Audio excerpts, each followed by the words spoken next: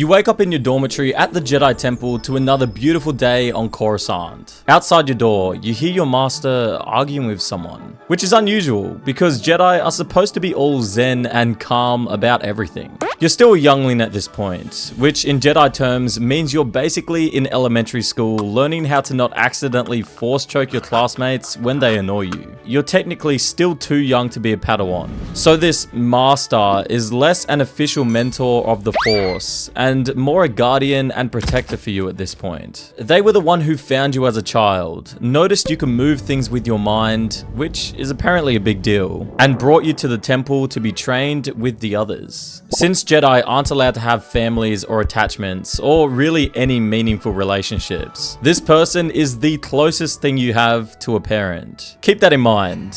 It'll be important later. Life as a youngling can be taxing, but so far, your introduction to the Jedi Order has been going great. You're fast, agile, and coordinated, a natural with a lightsaber. You're clever and you're way ahead of the other kids your age in Force-sensitive tasks. The Masters keep telling you to be patient and restrained, which feels like a waste when you could be getting stronger, but you focus on your talent and generally do what you're told. Everyone thinks you'll be an important Jedi someday. Spoiler alert, that's not going to happen. Your master rushes you out the temple that morning, barely explaining anything except that they sense something terrible coming in the Force. You're confused, but you go along with it. Within the hour, you're on a spacecraft leaving Coruscant with your master and a squad of clone troopers, many of whom you've become friends with over the years. Then the ship's transmitter crackles to life, and you hear those few words that'll ruin your entire existence. Execute Order 66.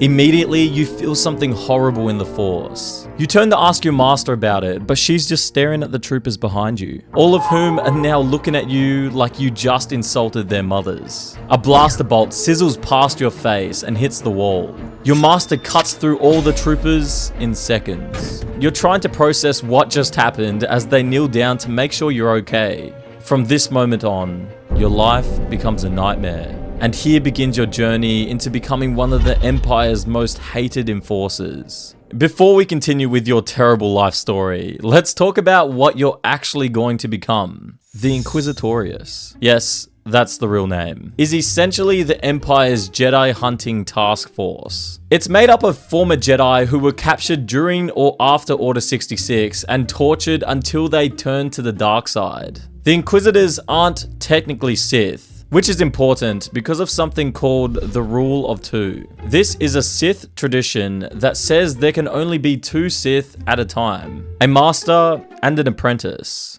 Darth Sidious, Emperor Palpatine, and Darth Vader are those two, which means everyone else using the dark side is basically a contractor. The Inquisitors are powerful enough to hunt Jedi, but disposable enough that Vader won't lose sleep if they die. They're the Empire's premium grunts. All Inquisitors have titles instead of names. There's the Grand Inquisitor, the boss, and then everyone else is just a number and their gender. Second sister, fifth brother, seventh sister, etc. It's like they couldn't be bothered to come up with any actual intimidating names, so they just went with a numbers system. Very creative. Their home base is Fortress Inquisitorious on the planet Nur, which is basically a giant military installation built in the middle of an ocean. It's where they torture new recruits, store Jedi artifacts, and presumably have the galaxy's most depressing break room. The fortress is also where Vader keeps tabs on all the Inquisitors to make sure none of them get ideas about becoming too powerful.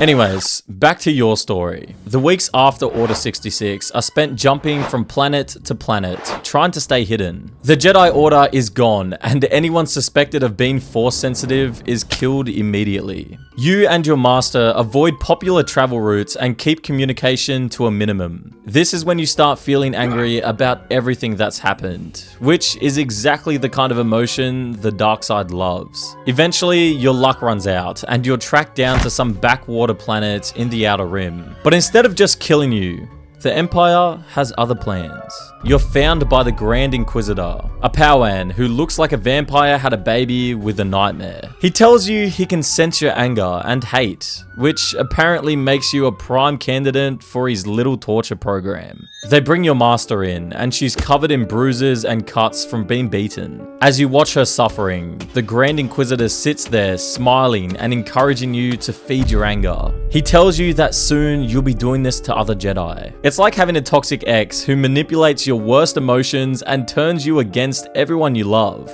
Except this ex has a lightsaber and government backing. The next few days are a systematic breakdown of everything you are. The torture isn't just physical, though there's plenty of that. They also use the Force to project visions into your mind of everyone you love betraying you and turning on you. Your master is kept alive, specifically so she can watch you lose yourself day by day. The goal is to corrupt you completely and break you down until you're loyal to the Empire. Think of it as the galaxy's worst internship program. Speaking of internships, most require structure, which is why this video is sponsored by Odoo, the all-in-one business management platform that keeps projects simple and organized. Odoo's project management app brings everything into one clean dashboard, where you can create projects, set milestones, and assign tasks to your team in seconds. You can manage your work using different views depending on how you like to plan. The Kanban view organizes tasks by stage, letting you drag and drop them like sticky notes. The Gantt view gives you a timeline to plan and schedule work, showing deadlines, dependencies, and planned dates at a glance. And the list view offers a clean, data-focused layout where you can filter tasks and make quick batch changes. With Odoo 19, these views are even better, with clearer visibility using the Gantt view, mass actions with the list view, and smoother drag and drop scheduling in the Kanban view. Inside each task, you can add deadlines, files, notes, schedule activities, collaborate in real time, sharing projects internally or externally with customizable permissions. You can start with your first app completely free or unlock all apps from just 34.40 AUD per user per month. Check out Odoo using the link in the description, and thanks again to Odoo for sponsoring this video. Now, back to your version of the program. This continues until you're a shell of who you used to be. The happy, talented youngling is gone, replaced by someone who reacts to everything with anger and fury. Your natural ambition has been twisted into a desperate need to prove yourself through violence. Finally, the Grand Inquisitor gives you one last test.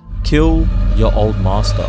You stand there with a red lightsaber, because obviously the bad guys have to use red, looking at the person who raised you. After everything they've done to you through the torture, you can only see weakness in them now. You've been convinced they held you back and let you down, so you kill them, cutting your last connection to who you used to be. Congratulations, you're now an Inquisitor, and the benefits package is terrible. Your job is simple in theory.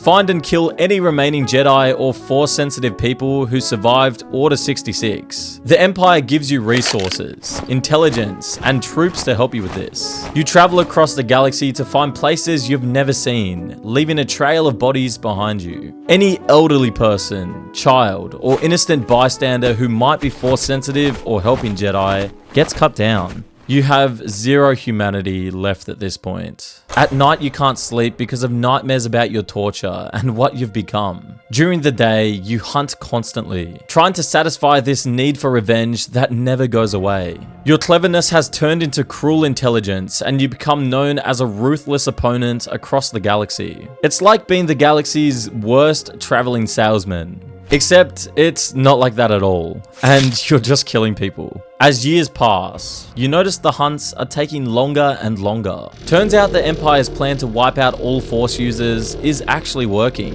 which means there are fewer targets for you to find. The periods of inactivity frustrate you because you're ambitious and want to prove yourself. But here's the problem. The Sith Lords you want to impress don't even notice you exist. Here's something they don't tell you in the recruitment materials.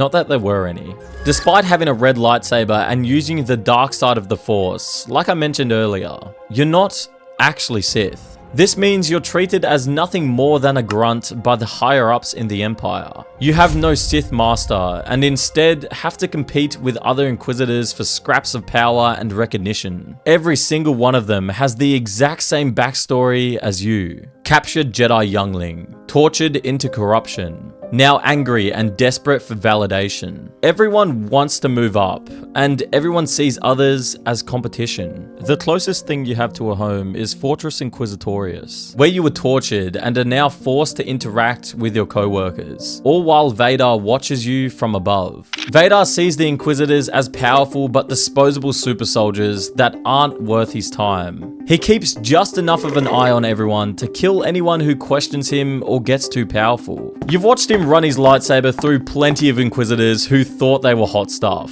The trick is being useful enough to keep around, but not so powerful that you become a threat. Kinda like having a homicidal manager at work. There's no camaraderie among the Inquisitors. Everyone is constantly looking for an angle to take power and sees everyone else as unworthy of leadership. You can't trust anyone, and you spend your entire existence waiting for someone to stab you in the back.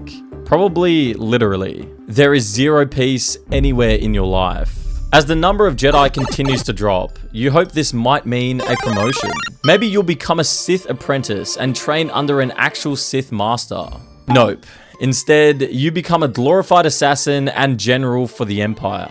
You're no longer just hunting Force users. You're being sent to kill politicians and punish planets that might be thinking about rebelling. You consider this work beneath you, but nobody asked for your opinion. The early sparks of rebellion gives you something mildly interesting to do, but despite constantly tracking these rebels, you can't actually stop them. Your failure to catch the rebels makes you a disappointment in Vader's eyes, and the entire Inquisitors goes from being seen as a useful tool to just a kill squad for problems Vader doesn't have time for. Being treated as muscle makes you furious. You realize nothing you do will ever make you worthy in their eyes, and the rage inside you grows every single day. Everyone around you is incompetent in your warped view. The soldiers you command constantly get outsmarted by rebels. In your twisted perspective, everyone always lets you down. Out of frustration, you start executing people in your command who don't meet your standards. The Empire starts giving you fewer resources as you spiral into madness. You kill troops over minor inconveniences and destroy equipment in fights that go nowhere. The very Empire you've devoted your life to now looks down on you.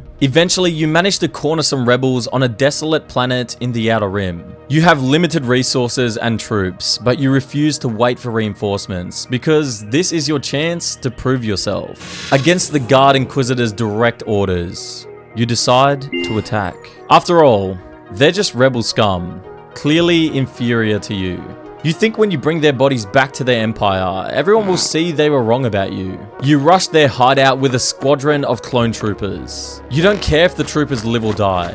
They're just cannon fodder to distract the rebels while you do the real work.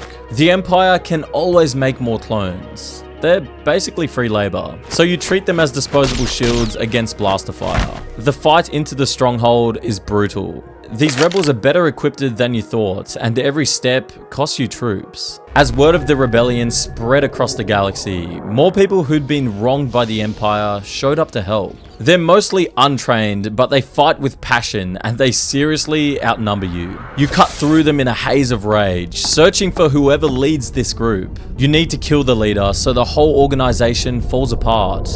Finally, you find him. An old man with a blue lightsaber who looks like he can barely stand. When he sees you, he raises his lightsaber in challenge. The audacity. You'll make quick work of him like you have everyone else. You scream and charge at him with a fury of wild strikes to overwhelm him and break his guard. But he faces you without any fear, almost emotionless. This makes you angrier. And the angrier you get, the wilder your fighting becomes. He blocks all of your attacks easily.